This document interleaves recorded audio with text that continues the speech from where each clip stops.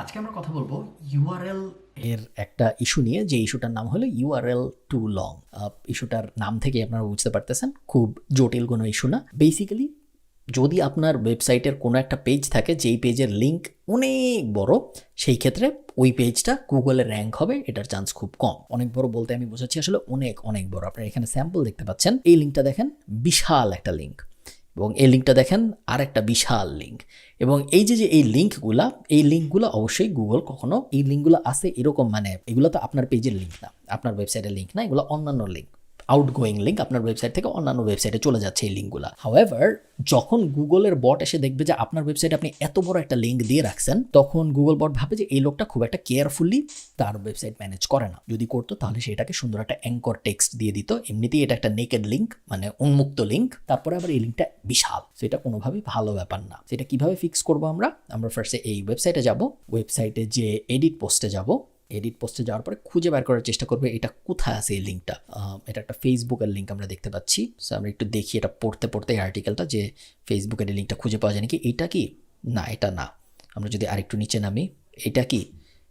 না, এটাও না। আরেকটু নিচে নামি আমরা, এটাকেও লিঙ্ক মনে হচ্ছে না আমাদের, এটাও না। এগুলো সবই ফ্যামিলি এডিট, আমাদের নিজেদের ওয়েবসাইটের ইন্টারনাল লিঙ্ক। একটু নিচে নামি, এগুলোর একটাও না এখন পর্যন্ত।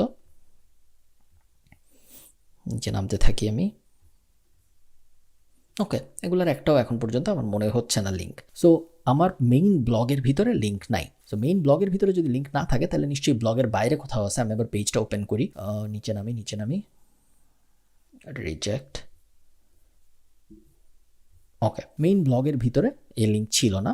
সো সেই ক্ষেত্রে আমার লিঙ্ক ডেফিনেটলি থাকতে হবে হয় শেয়ারের ভিতরে বা মেয়ে বা অ্যাকোমোডেশনের ভিতরে। অ্যাকোমোডেশন আর মেয়ের ভিতরে থাকার কথা না। সো শেয়ার পোস্টের ভিতরে ফেসবুক যদি আমি দিই, হ্যাঁ, এই যে বিশাল একটা লিঙ্ক, এই লিঙ্কটাকেই এসিএম রাশ মনে করছে যে এটা একটা আউটগোয়িং লিঙ্ক, আমার ওয়েবসাইট থেকে আরেকটা জায়গায় চলে যাচ্ছে, এবং এটা এত বিশাল হওয়া উচিত না। এখন এই জায়গায় আপনার মার্কেটিংয়ের ব্রেনটা কাজ করাইতে হবে।